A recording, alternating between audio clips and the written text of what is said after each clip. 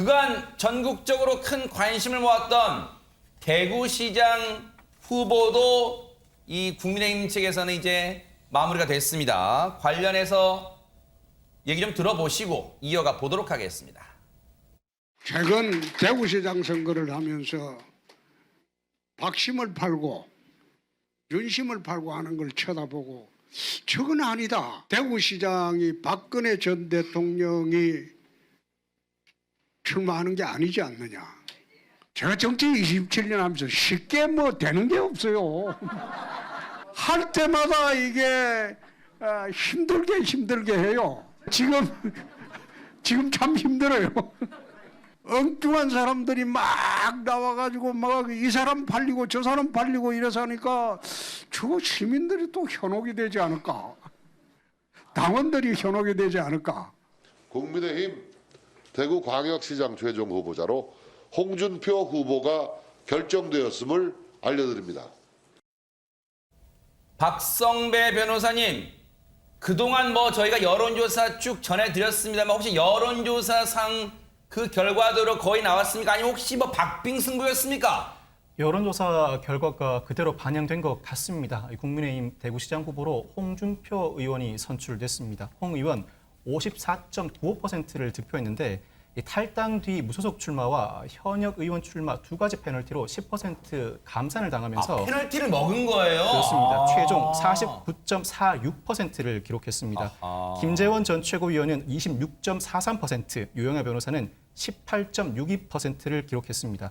홍 의원 당선 소감으로 경선 과정에서 박심 팔고 윤심 팔았지만 차점자가 무려 23% 차이를 벌렸다고 밝혔습니다. 또 같이 경쟁했던 후보들에게 하고 싶은 말이 없는지 묻는 질문에는 없습니다라고 대답했습니다. 특유의 단문 화법이에요. 없습니다. 좌시하지 않겠습니다. 뭐 그런 표현도 막 떠올라요. 그런데 이종훈 평론가님. 네. 물론 아직 본선 남았어요. 대구시장 뭐 선거 선거 본선은 남았습니다만. 네. 이 당내 경선을 통과했다는 게 홍준표 의원에게는 어떤 의미가 있습니까? 진짜 감개무량했을 것 같습니다. 아하. 왜냐하면 홍준표 의원에게 가장 자신이 자주 쓰는 단어가 있어요.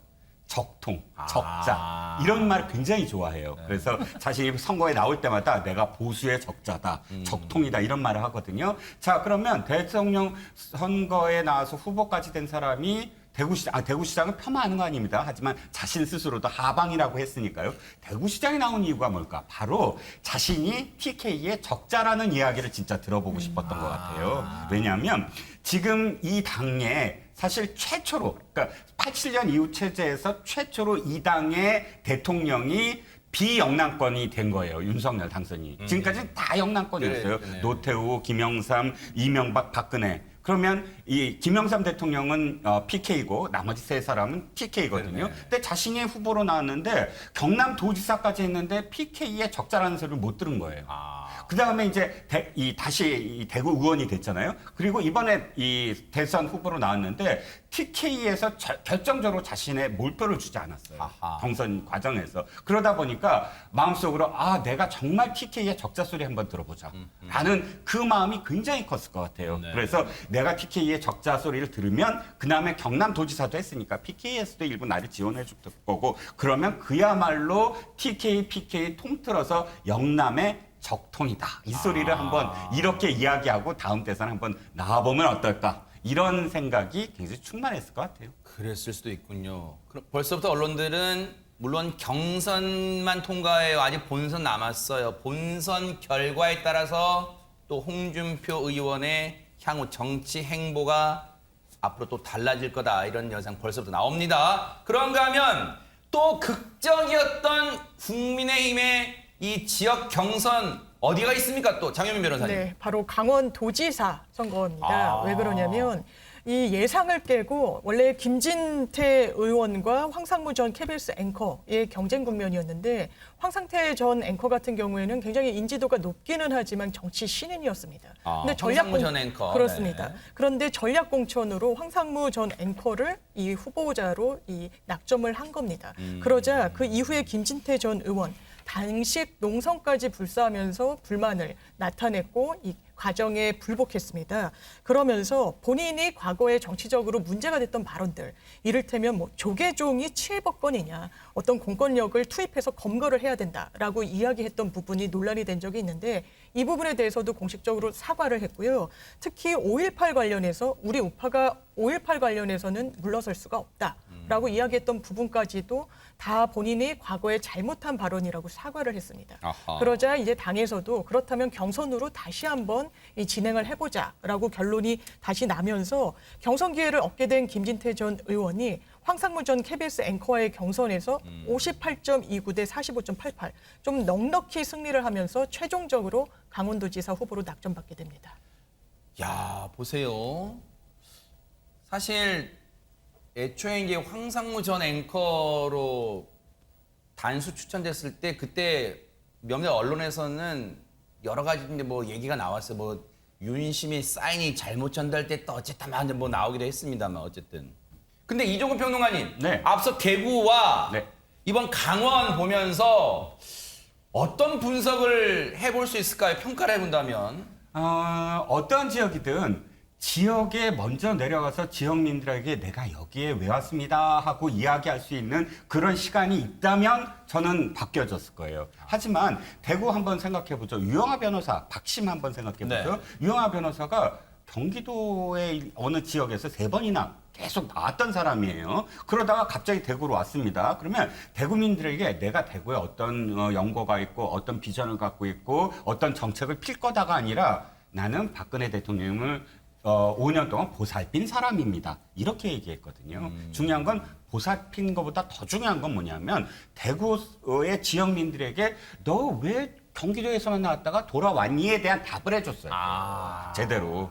그런 이 퍼포먼스가 없었고 황상무 앵커 정적인 인지도를 갖고 있는 분이죠. 그렇죠. 하지만 거의 좀 비슷한 케이스예요. 즉 왜 강원도에 왔고 강원도에 어떤 그 비전을 갖고 있다라는 설명을 할 시간이 없었다는 거예요. 지역민들을 만날 시간이 없었다는 거예요. 그렇다면 당원들의 마음, 그러니까 지역민들의 어떤 마음으로 얘기할 때는 거기에 대한 어떤 하나의 설득과 설명할 수 있는 또 내 손 한번 잡아보지 못한 사람을 내가 어떻게 갑작스럽게 찍어줄 수 있나? 이런 그 마음이 더 컸을 것이다라는 생각입니다. 자, 국민의힘의 강원지사 후보가 결정되면서 언론에서 관심 갖는 게 그럼 민주당이 누구와 맞붙냐 여기에 관심이 쏠린 것 같습니다. 윤경 평론가님 누굽니까? 예, 이광재 의원입니다. 아하. 이광재 노무현 대통령 당시에 우광재 좌의정으로 불릴 만큼 안희정 지사 더불어서 굉장히 비서진 역할을 맡았었죠. 2010년도에 이미 12년 전에 강원도 지사로 당선된 바 있습니다. 그렇죠. 그런데 정치자금법 위반 혐의로 실형을 선고받았고요. 그래서 지사직을 박탈당했습니다. 그 이후 최문순 지사가 이제 하게 됐었죠. 네. 2019년에 이제 특별 사면으로 복권이 됐고요. 현재 강원 원주갑 지역에서 당선돼서 의원 활동을 하고 있습니다. 네. 두 사람 겉으로는 응원하지만요 견제가 만만치 않습니다. 관련 얘기 들어보시고 이어가 보도록 하겠습니다. 그럼 김 후보님이 좀 더 우위에 있다고 보시는 건 어떤 게 있을지? 저는 군대를 갔다 왔고요. 또 전과가 없습니다. 그 이광재 후보로 인해서 아마 이번이 3번째 보궐선거가 치러져야 될 겁니다. 저 같으면 이렇게 국회의원을 하다가 도지사는 저는 안 나올 것 같습니다. 민주당은 무슨 그 이광재 후보가 아니면 강원도에 인물이 그렇게 없나 봅니다. 저희는 그렇게 서로 하겠다고 이렇게 치열한 경선까지 했는데 말입니다. 그래서 제가 출마하게 된다고 해도 원주 시민들에 대한 그 미안한 마음은 뭐 제가 어찌 그거를 갚을 수 있겠습니까? 예. 일의 성과로 강원도를 땀으로 적시겠습니다. 그리고 영혼을 바쳐 일하겠다는 그 각오의 말씀을 드리고 알겠습니다. 누가 더 능력 있고 예. 누가 더 미래를 가지고 강원도를 이끌어가느냐가 결국 중요한 문제겠죠.